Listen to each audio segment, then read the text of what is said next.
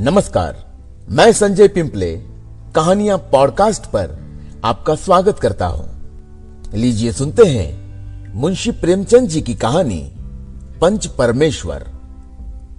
जुम्मन शेख और अलगू चौधरी में गाढ़ी मित्रता थी। साझे में खेती होती थी, कुछ लेन देन में भी साझा था। एक को दूसरे पर अटल विश्वास था।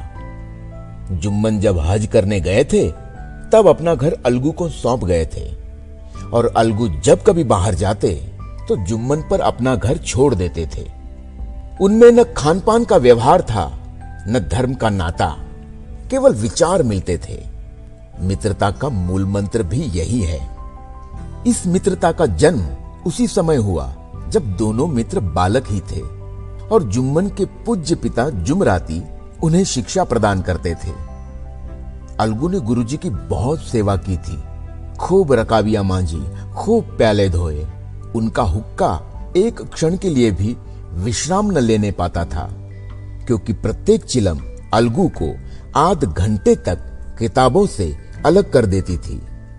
अलगू के पिता पुराने विचारों के मनुष्य थे। उन्हें शिक्षा की अपेक्षा गुरु की सेवा शुश्रूषा पर अधिक विश्वास था। वो कहते थे कि विद्या पढ़ने से नहीं आती, जो कुछ होता है गुरु के आशीर्वाद से। बस गुरु की कृपा दृष्टि चाहिए। अतएव यदि अलगू पर जुमराती शेख के आशीर्वाद अथवा सत्संग का कुछ फल न हुआ तो ये मानकर संतोष कर लेगा कि विद्योपार्जन में उसने यथाशक्ति कोई बात उठा नहीं रखी। विद्या उसके भाग्य ही में न थी तो कैसे आती। मगर जुमराती शेख स्वयं आशीर्वाद के कायल न थे। उन्हें अपने सोटे पर अधिक भरोसा था और उसी सोटे के प्रताप से आज आसपास के गांवों में जुम्मन की पूजा होती थी। उनके लिखे हुए रहननामे या बैनामे पर कचहरी का मुहर्रिर भी कलम न उठा सकता था। हल्के का डाकिया, कांस्टेबल और तहसील का चपरासी सब उनकी कृपा की आकांक्षा रखते थे। अतएव अलगू का मान उनके धन के कारण था। तो जुम्मन शेख अपनी अनमोल विद्या से ही सबके आदर पात्र बने थे। जुम्मन शेख की एक बूढ़ी खाला थी।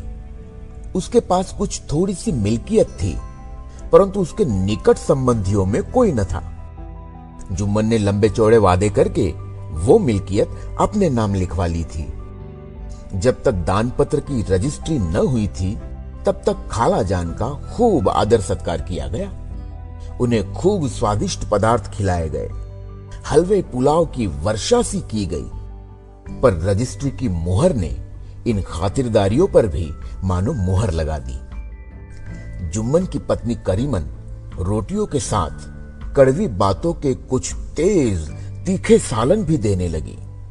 जुम्मन शेख भी निठुर हो गए। अब बेचारी खाला जान को प्रायः नित्य ही ऐसी बातें सुननी पड़ती थी। बुढ़िया न जाने कब तक जिएगी। 2-3 बीघे उसर क्या दे दिया, मानो मोल ले लिया। बघारी दाल के बिना रोटियां नहीं उतरती।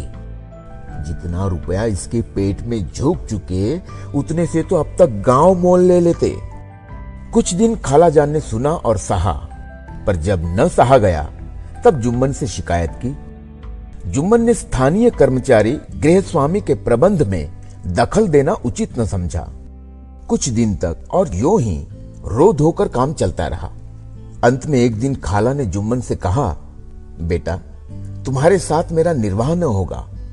तुम मुझे रुपए दे दिया करो, मैं अपना पका खा लूंगी। जुम्मन ने धृष्टता के साथ उत्तर दिया, रुपए क्या यहां फलते हैं? खाला ने नम्रता से कहा, मुझे कुछ रूखा सूखा चाहिए भी कि नहीं? जुम्मन ने गंभीर स्वर से जवाब दिया, तो कोई ये थोड़ी समझा था कि तुम मौत से लड़कर आई हो। खाला बिगड़ गई। उन्होंने पंचायत करने की धमकी दी। जुम्मन हंसे, जिस तरह कोई शिकारी हिरन को जाल की तरफ जाते देखकर मन ही मन हंसता है। वो बोले, हां, जरूर पंचायत करो, फैसला हो जाए। मुझे भी ये रात दिन की खटखट पसंद नहीं। पंचायत में किसकी जीत होगी, इस विषय में जुम्मन को कुछ भी संदेह न था। आसपास के गांव में ऐसा कौन था जो उसके अनुग्रहों का ऋणी न हो? ऐसा कौन था जो उसको शत्रु बनाने का साहस कर सके? किसमें इतना बल था जो उसका सामना कर सके? आसमान के फरिश्ते तो पंचायत करने आएंगे नहीं। इसके बाद कई दिन तक बूढ़ी खाला हाथ में एक लकड़ी लिए आसपास के गांवों में दौड़ती रही। कमर झुककर कमान हो गई थी, एक एक पग चलना दूभर था, मगर बात आ पड़ी थी, उसका निर्णय करना जरूरी था। बिरला ही कोई आदमी होगा जिसके सामने बुढ़िया ने दुख के आंसू न बहाए हो। किसी ने तो यूं ही ऊपरी मन से हूं हां करके टाल दिया और किसी ने इस अन्याय पर जमाने को गालियां दी। कहा, कब्र में पांव लटके हुए हैं, आज मरे कल दूसरा दिन, पर हवस नहीं मानती। अब तुम्हें क्या चाहिए? रोटी खाओ और अल्लाह का नाम लो। तुम्हें अब खेती बाड़ी से क्या काम है? कुछ ऐसे सज्जन भी थे जिन्हें हास्य रस के रसास्वादन का अच्छा अवसर मिला। झुकी हुई कमर, पोपला मुंह, सनके से बाल, इतनी सामग्री एकत्र हो तब हंसी क्यों ना आए? ऐसे न्याय प्रिय, दयालु, दीनवत्सल पुरुष बहुत कम थे जिन्होंने उस अबला के दुखड़े को गौर से सुना हो और उसको सांत्वना दी हो। चारों ओर से घूम घाम कर बेचारी अलगू चौधरी के पास आई, लाठी पटक दी और दम लेकर बोली, बेटा तुम भी दम भर के लिए मेरी पंचायत में चले आना। मुझे बुलाकर क्या करोगी? कई गांव के आदमी तो आएंगे ही। अपनी विपत तो सबके आगे रो आई, अब आने न आने का अख्तियार उनको है। यो आने को आ जाऊंगा, मगर पंचायत में मुंह न खोलूंगा। क्यों बेटा? अब इसका क्या जवाब दूं? अपनी खुशी? जुम्मन मेरा पुराना मित्र है, उससे बिगाड़ नहीं कर सकता। बेटा, क्या बिगाड़ के डर से ईमान की बात न कहोगे? हमारे सोए हुए धर्म ज्ञान की सारी संपत्ति लुट जाए तो उसे खबर नहीं होती, परंतु ललकार सुनकर वो सचेत हो जाता है, फिर उसे कोई जीत नहीं सकता। अलगू इस सवाल का कोई उत्तर न दे सका, पर उसके हृदय में ये शब्द गूंज रहे थे, क्या बिगाड़ के डर से ईमान की बात न कहोगे? क्या बिगाड़ के डर से ईमान की बात न कहोगे? संध्या समय एक पेड़ के नीचे पंचायत बैठी। शेख जुम्मन ने पहले से ही फर्श बिछा रखा था। उन्होंने पान, इलायची, हुक्के, तंबाकू आदि का प्रबंध भी किया था। हाँ, वह स्वयं अलबत्ता अलगू चौधरी के साथ जरा दूर पर बैठे हुए थे। जब पंचायत में कोई आ जाता था तब दबे हुए सलाम से उसका स्वागत करते थे। जब सूर्य अस्त हो गया और चिड़ियों की कलरव युक्त पंचायत पेड़ों पर बैठी, तब यहां भी पंचायत शुरू हुई। फर्श की एक एक अंगुल जमीन भर गई, पर अधिकांश दर्शक ही थे। निमंत्रित महाशयों में से केवल वे ही लोग पधारे थे जिन्हें जुम्मन से अपनी कुछ कसर निकालनी थी। एक कोने में आग सुलग रही थी, नाई ताबड़तोड़ चिलम भर रहा था। ये निर्णय करना असंभव था कि सुलगते हुए उपलों से अधिक धुआं निकलता था या चिलम के दमों से। लड़के इधर उधर दौड़ रहे थे, कोई आपस में गाली गलौज करते और कोई रोते थे। चारों तरफ कोलाहल मच रहा था। गांव के कुत्ते इस जमाव को भोज समझकर झुंड के झुंड जमा हो गए थे। पंच लोग बैठ गए तो बूढ़ी खाला ने उनसे विनती की, पंचो, आज 3 साल हुए मैंने अपनी सारी जायदाद अपने भांजे जुम्मन के नाम लिख दी थी। इसे आप लोग जानते ही होंगे। जुम्मन ने मुझे ताहयात रोटी कपड़ा देना कबूल किया था। साल भर तो मैंने इसके साथ रो धोकर काटा, पर अब रात दिन का रोना नहीं सहा जाता। मुझे न पेट की रोटी मिलती है न तन का कपड़ा। बेकस बेवा हूं, कचहरी दरबार नहीं कर सकती। तुम्हारे सिवा और किसको अपना दुख सुनाऊं? तुम लोग जो राह निकाल दो उसी राह पर चलूं। अगर मुझ में कोई ऐब देखो तो मेरे मुंह पर थप्पड़ मारो। जुम्मन में बुराई देखो तो उसे समझाओ। क्यों एक बेकस की आह लेता है? मैं पंचों का हुक्म सिर माथे पर चढ़ाऊंगी। रामधन मिश्र, जिनके कई असामियों को जुम्मन ने अपने गांव में बसा लिया था, बोले, जुम्मन मियां, किसे पंच बदते हो? अभी से इसका निपटारा कर लो, फिर जो कुछ पंच कहेंगे वही मानना पड़ेगा। जुम्मन को इस समय सदस्यों में विशेषकर वे ही लोग दिख पड़े जिनसे किसी न किसी कारण उनका वैमनस्य था। जुम्मन बोले, पंचों का हुक्म अल्लाह का हुक्म है। खाला जान जिसे चाहे उसे बदे, मुझे कोई उज्र नहीं। खाला ने चिल्लाकर कहा, अरे अल्लाह के बंदे, पंचों का नाम क्यों नहीं बता देता? कुछ मुझे भी तो मालूम हो। जुम्मन ने क्रोध से कहा, अब इस वक्त मेरा मुंह न खुलवाओ, तुम्हारी बन पड़ी है, जिसे चाहो पंच बदो। खालाजान जुम्मन के आक्षेप को समझ गई। वो बोली, बेटा खुदा से डरो, पंच न किसी के दोस्त होते हैं न किसी के दुश्मन। कैसी बातें कहते हो? और तुम्हारा किसी पर विश्वास न हो तो जाने दो, अलगू चौधरी को तो मानते हो हा? लो मैं उन्हीं को सरपंच बदती हूं। जुम्मन शेख आनंद से फूल उठे, परंतु भावों को छिपा कर बोले, अब अलगू ही सही, मेरे लिए जैसे रामधन वैसे अलगू। अलगू इस झमेले में फंसना नहीं चाहते थे। वे कन्नी काटने लगे, बोले, खाला खाला तुम जानती हो कि मेरी जुम्मन से गाढ़ी दोस्ती है। खाला ने गंभीर स्वर में कहा, बेटा दोस्ती के लिए कोई अपना ईमान नहीं बेचता। पंच के दिल में खुदा बसता है। पंचों के मुंह से जो बात निकलती है वह खुदा की तरफ से निकलती है। अलगू चौधरी सरपंच हुए। रामधन मिश्र और जुम्मन के दूसरे विरोधियों ने बुढ़िया को मन में बहुत कोसा। अलगू चौधरी बोले, शेख जुम्मन, हम और तुम पुराने दोस्त हैं। जब काम पड़ा तुमने हमारी मदद की है और हम भी जो कुछ बन पड़ा तुम्हारी सेवा करते रहे हैं। मगर इस समय तुम और बूढ़ी खाला दोनों हमारी निगाह में बराबर हो। तुमको पंचों से जो कुछ अर्ज करनी हो करो। जुम्मन को पूरा विश्वास था कि अब बाजी मेरी है। अलगू ये सब दिखावे की बातें कर रहा है। अतएव शांत चित्त होकर बोले, पंचो, 3 साल हुए खाला जान ने अपनी जायदाद मेरे नाम हिब्बा कर दी थी।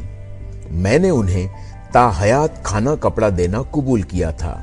खुदा गवाह है, आज तक मैंने खाला जान को कोई तकलीफ नहीं दी। मैं उन्हें अपनी मां के समान समझता हूं। उनकी खिदमत करना मेरा फर्ज है।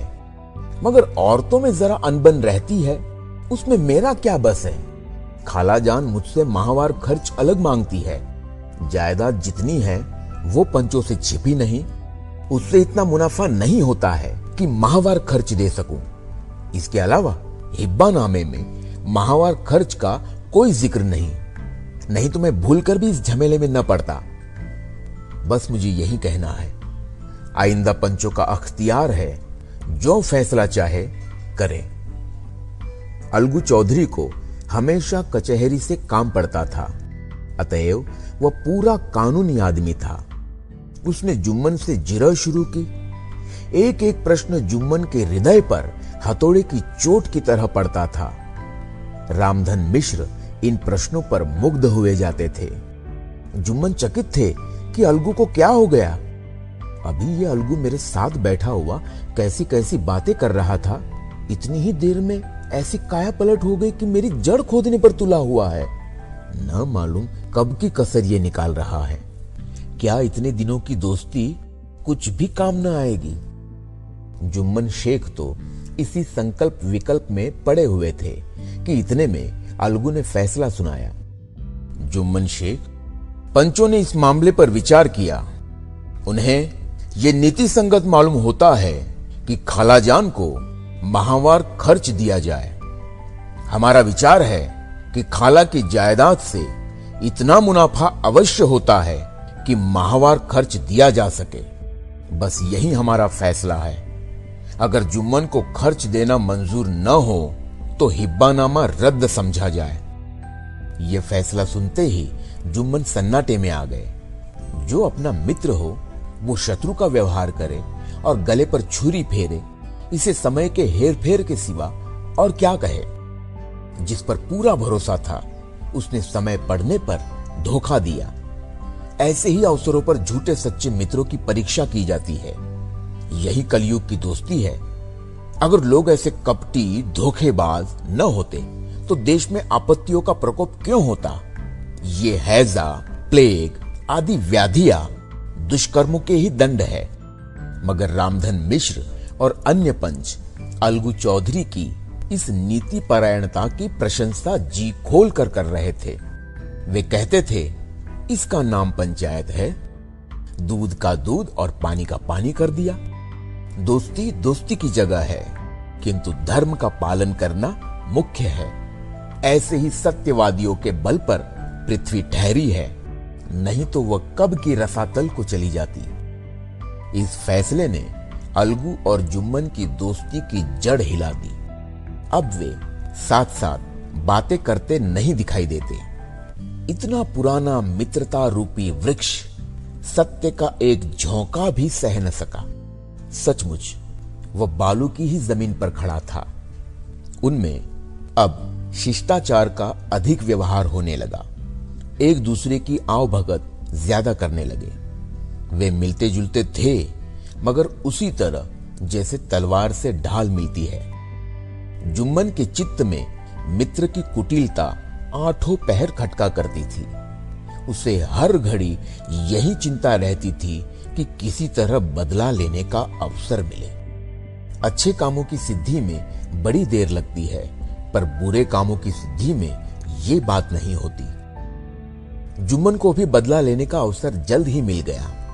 पिछले साल अलगू चौधरी बटेसर से बैलों की एक बहुत अच्छी गोई मोल लाए थे। बैल पछाई जाति के सुंदर बड़े बड़े सींगों वाले थे। महीनों तक आसपास के गांव के लोग दर्शन करते रहे। दैव योग से जुम्मन की पंचायत के 1 महीने के बाद इस जोड़ी का एक बैल मर गया। जुम्मन ने दोस्तों से कहा, यह दगाबाजी की सजा है। इंसान सब्र भले ही कर जाए, पर खुदा नेक बद सब देखता है। अलगू को संदेह हुआ कि जुम्मन ने बैल को विष दिला दिया है। चौधराइन ने भी जुम्मन पर ही इस दुर्घटना का दोषारोपण किया। उसने कहा, जुम्मन ने कुछ कर करा दिया है। चौधराइन और करीमन में इस विषय पर एक दिन खूब ही वाद विवाद हुआ। दोनों देवियों ने शब्द बाहुल्य की नदी बहा दी। व्यंग्य, वक्रोक्ति, अन्योक्ति और उपमा आदि अलंकारों में बातें हुई। जुम्मन ने किसी तरह शांति स्थापित की। उन्होंने अपनी पत्नी को डांट डपट कर समझा दिया। वो उसे उस रणभूमि से हटा भी ले गए। उधर अलगू चौधरी ने समझाने बुझाने का काम अपने तर्कपूर्ण सोटे से लिया। अब अकेला बैल किस काम का। उसका जोड़ बहुत ढूंढा गया, पर न मिला। निदान ये सलाह ठहरी कि इसे बेच डालना चाहिए। गांव में एक समझू साहू थे। वह इक्का गाड़ी हाँकते थे। गांव के गुड़ घी लाद कर मंडी ले जाते, मंडी से तेल नमक भर लाते और गांव में बेचते। इस बैल पर उनका मन लहराया। उन्होंने सोचा, ये बैल हाथ लगे तो दिन भर में बेखटके 3 खेप हो। आजकल तो एक ही खेप के लाले पड़े रहते हैं। बैल देखा, गाड़ी में दौड़ाया, बाल भौरी की पहचान कराई, मोल तोल किया और उसे लाकर द्वार पर बांध दिया। 1 महीने में दाम चुकाने का वादा ठहरा। चौधरी को भी गरज थी ही, घाटे की परवाह न की। समझू साहू ने नया बैल पाया तो लगे उसे रगेदने। वो दिन में 3-3 4-4 खेपे करने लगे। न चारे की फिक्र थी न पानी की, बस खेपों से काम था। मंडी ले गए, वहां कुछ सूखा भूसा सामने डाल दिया। बेचारा जानवर अभी दम भी न लेने पाया था कि फिर जोत दिया। अलगू चौधरी के घर था तो चैन की बंसी बजती थी। बैल राम छठे छमाहे कभी बहली में जोते जाते थे। खूब उछलते कूदते और कोसों तक दौड़ते चले जाते थे। वहां बैलराम का रातीब था। साफ पानी, दली हुई अरहर की दाल और भूसे के साथ खली, और यही नहीं, कभी कभी घी का स्वाद भी चखने को मिल जाता था। शाम सवेरे एक आदमी खरहरे करता, पोंछता, और सहलाता था। कहाँ वह सुख चैन, कहाँ ये आठों पहर की खपत। महीने भर ही में वह पिस्सा गया। इक्के का जुआ देखते ही उसका लहू सूख जाता। एक एक पग चलना दूभर था। हड्डियां निकल आई थी, पर था वह पानीदार। मार की बर्दाश्त न थी। एक दिन चौथी खेप में साहू जी ने दूना बोझ लादा। दिन भर का थका जानवर, पैर न उठते थे, पर साहू जी कोड़े फटकारने लगे। बस फिर क्या था, बैल कलेजा तोड़कर चला। कुछ दूर दौड़ा और चाहा कि जरा दम ले लूं, पर साहू जी को जल्द पहुंचने की फिक्र थी। अतएव उन्होंने कई कोड़े बड़ी निर्दयता से फटकारे। बैल ने एक बार फिर जोर लगाया, पर अब की बार शक्ति ने जवाब दे दिया। वह धरती पर गिर पड़ा और ऐसा गिरा कि फिर न उठा। साहू जी ने बहुत पीटा, टांग पकड़कर खींचा, नथनों में लकड़ी ठूस दी, पर कहीं मृतक भी उठ सकता है। तब साहू जी को कुछ शक हुआ। उन्होंने बैल को गौर से देखा, खोलकर अलग किया और सोचने लगे कि गाड़ी कैसे घर पहुंचे। बहुत चीखे चिल्लाए, पर देहात का रास्ता बच्चों की आंख की तरह सांझ होते ही बंद हो जाता है। कोई नजर न आया। आसपास कोई गांव भी न था। मारे क्रोध के उन्होंने मरे हुए बैल पर और दुर्रे लगाए और कोसने लगे। अभागे, तुझे मरना ही था तो घर पहुंचकर मरता। ससुरा बीच रास्ते ही में मर रहा, अब गाड़ी कौन खींचे। इस तरह साहू जी खूब जले भुने। कई बोरे गुड़ और कई पीपे घी उन्होंने बेचे थे। 200-250 रुपए कमर में बंधे थे। इसके सिवा गाड़ी पर कई बोरे नमक के थे। अतएव छोड़कर जा भी न सकते थे। लाचार बेचारे गाड़ी पर ही लेट गए। वही रत जगा करने की ठान ली। चिलम पी, गाया, फिर हुक्का पिया। इस तरह साहू जी आधी रात तक नींद को बहलाते रहे। अपनी जान में तो वो जागते ही रहे, पर पांव फटते ही जो नींद टूटी और कमर पर हाथ रखा तो थैली गायब। घबराकर इधर उधर देखा तो कई कनस्तर तेल भी नदारद। अफसोस में बेचारे ने सिर पीट लिया और पछाड़ खाने लगा। प्रातःकाल रोते बिलखते घर पहुंचे।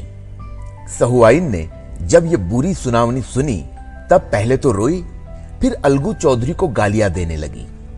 निगोड़े ने ऐसा कुलच्छनी बैल दिया कि जन्म भर की कमाई लुट गई। इस घटना को कई महीने बीत गए।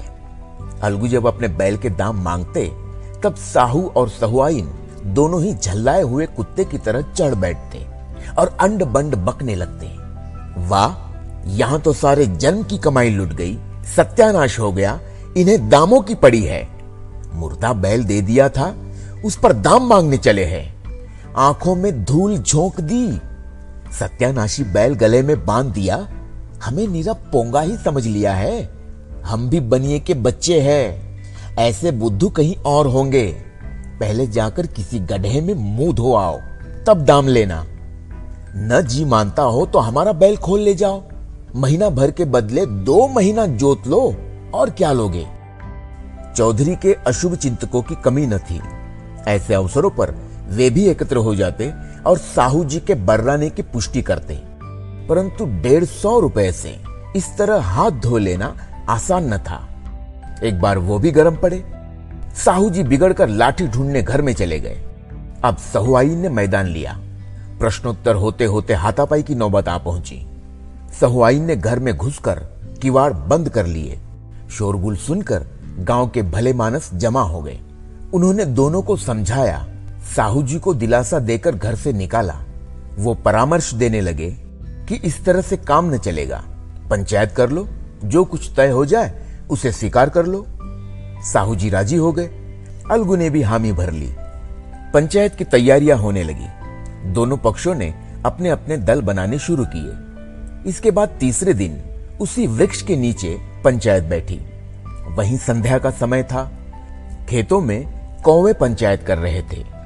विवादग्रस्त विषय था यह कि मटर की फलियों पर उनका कोई स्वत्व है या नहीं, और जब तक ये प्रश्न हल न हो जाए तब तक वे रखवाले की पुकार पर अपनी अप्रसन्नता प्रकट करना आवश्यक समझते थे।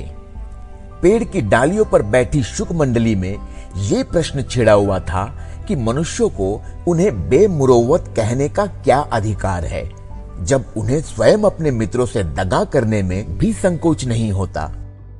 पंचायत बैठ गई तो रामधन मिश्र ने कहा, अब देरी क्या है, पंचों का चुनाव हो जाना चाहिए। बोलो चौधरी, किस किस को पंच बदते हो? अलगू ने दीन भाव से कहा, समझू साहू ही चुन ले। समझू खड़े हुए और कड़क कर बोले, मेरी ओर से जुम्मन शेख। जुम्मन का नाम सुनते ही अलगू चौधरी का कलेजा धक धक करने लगा, मानो किसी ने अचानक थप्पड़ मार दिया हो। रामधन अलगू के मित्र थे, वो बात को ताड़ गए। पूछा, क्यों चौधरी, तुम्हें कोई उज्र तो नहीं?